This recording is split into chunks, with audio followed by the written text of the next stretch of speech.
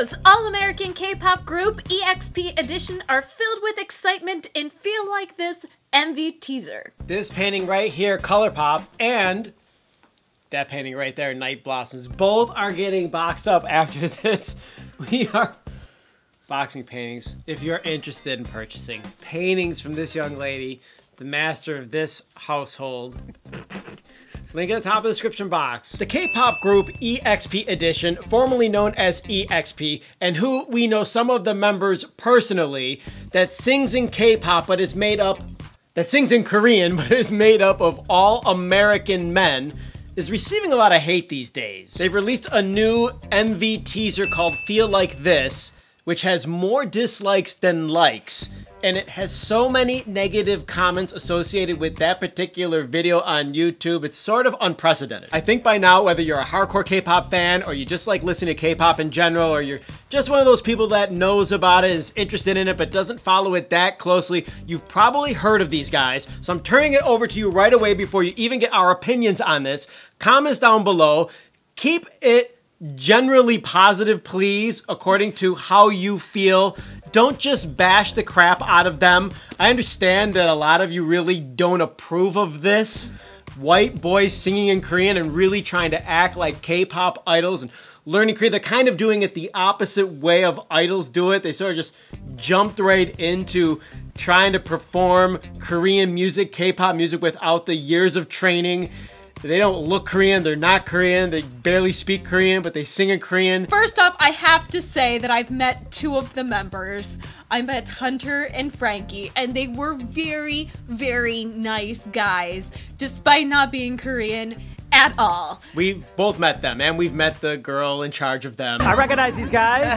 Ho ho! We're missing some of the crew, but there's two of us here right now, so. Yeah, introduce yourselves. I'm Frankie. Yep. And I'm Hunter from EXP. Hey guys, I'm Tarion.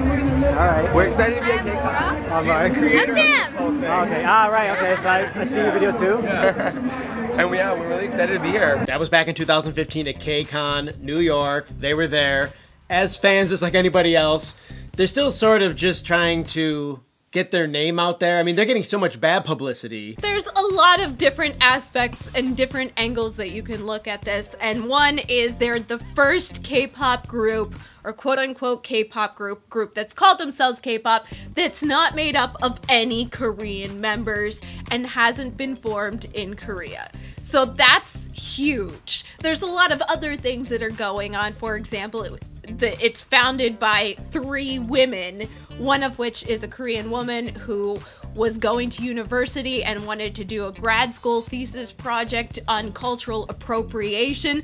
And this is kind of where I think this is kind of a good thing to have in K-pop and to discuss, because this goes back to the question that I was talking about when we did the Amazon reality show video of what is K-pop. Can you have a K-pop group without any Korean members? Well, there's definitely different levels of non-Korean ethnicity that go into whether or not it's allowed or going to be liked or embraced by fans around the world. If you are Asian of non-Korean ethnicity, it's a lot more likely, especially if you speak Korean and have lived over there and can blend in as a non-Korean Asian person, that you will be embraced by fans. If you are white or if you are black, for instance, it's going to be a lot more difficult just because of your appearance. Well, that all aside, as long as you're in a group with already established Korean members who are Korean from Korea, you have a much better chance of becoming popular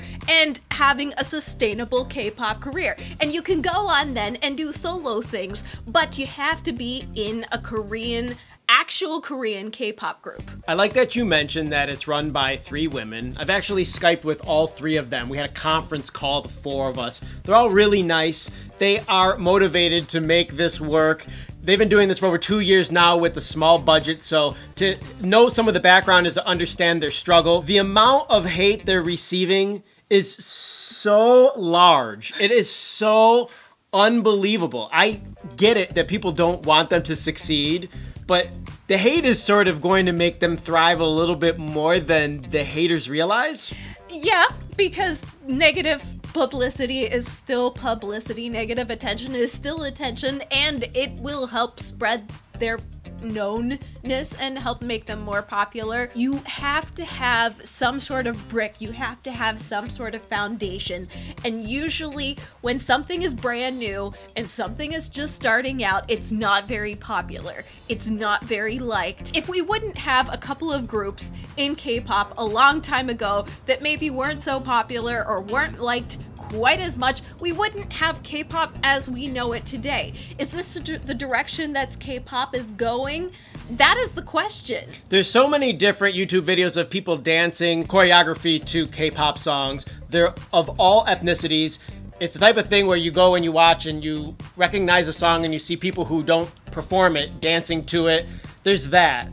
But then there's this, which doesn't seem to really be very popular. If there were 3 or 4 groups of people, men and women, that were trying to perform K-pop that were not Korean, the entire group not being Korean, like say they were all black or say they were all Latino, and they were trying to write music and perform music and dance and speak Korean, and there were 3 or 4 different groups that you could point to and go, okay, that's 1, that's 2. It might be a little bit easier for fans to wrap it around their brain that it's possible and that it's okay, even if you don't like it personally, that it's not the worst thing in the world. But because these guys stand alone and there's nobody else to look to, they're the scapegoat for this whole thing, and it can't be comfortable for them. Like, we do know them. I feel bad for them, even though I can kind of understand purists when it comes to being a K-pop fan. Some of you guys who watch our videos been listening to K-pop for longer than we've been a YouTube channel. So that means that you know a lot about it, you know where it came from, you kind of can see the direction that K-pop is going. Popular groups change from the top spot, and the top spots in both boy and girl groups. These guys don't fit into any of that at all, even though they're not really doing anything wrong. I mean, they can sing well and they can dance well. But they have a lot of strikes against them. One being, there's no Korean members in the group. They don't speak Korean naturally, and until recently, they hadn't lived or spent any time in Korea to actually work on their Korean language and pronunciation, because you can learn a language in another country, but unless you immerse yourself, it's going to be really hard to understand and get a natural pronunciation. They've got women at the helm of their entertainment company, and all your big major Korean entertainment companies are all run by men with a whole lot of money, whereas this is 3 women with Kickstarter budgets who are trying to make it, and they're not young. They're not young, fresh faces. I'm sorry, but they're in the late 20s, early 30s. I'm not saying they're not attractive. I'm not saying that they're not nice guys, and I don't want them to succeed in entertainment in general. You don't want them to succeed in entertainment? I'm not saying I don't want them to. Okay. I'm saying they're a little old for K-pop to be starting out. They're not Korean enough to be K-pop, and they don't pronounce Korean well enough to be K-pop stars. I think the lady who's in charge of them isn't, for instance, as good at social media as she could be. Their social media is really, really small, even though they get a lot of views on their YouTube. That's something people can point to and go, yeah, these guys aren't that serious about this if they got 200-something odd Twitter followers. Social media tells a story too, and I think you have to have a plan for a lot of these things, that they possibly got in a little too deep when they decided they wanted to do this. But I'm glad that they're doing this, because we need to have this in K-pop. We need to have this conversation. We need to have this dialogue, especially because this is the first, and there's a lot of other companies who are coming, for example, Amazon, who are going to try to do the same thing with a much bigger budget. And we shall see how K-pop is transformed in the coming years.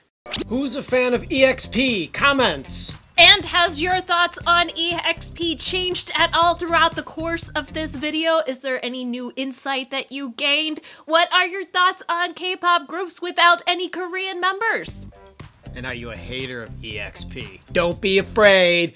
Tell the truth. Click the like button while you're down there. Thank you so much for supporting us. Click the bell for notifications. Check out the link to KGal. And don't forget to subscribe for more Hallyu Back news. That's it. We're out of here. Hasta luego. Bye.